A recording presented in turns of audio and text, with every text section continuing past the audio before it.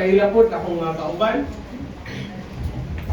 Ren Galios, Project Coordinator. Huwag na pa yung isa.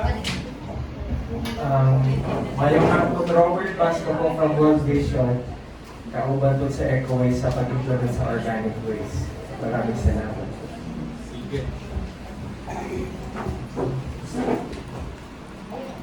Okay, ipalagyan sa lang, kadyot rin kaya kung unsa bagay ang project, no? So, muna ang project, again, pagpataas sa kaibalo, capacity building. Kung unsaon ang pakunhod, no? O pag-reduce sa waste, is organic waste, no? At paano siya masustain ang pag-manage ni Ani.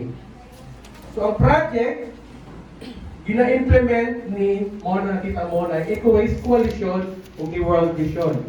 So, si EcoWaste Coalition o si World Vision mo ay nag-implement sa field. So, kami ang nasa field mag-implement sa kanyang project. Kung ang atong pondo, gikan sa Germany, no? BXZ. So, Germany ang atong funding for this project.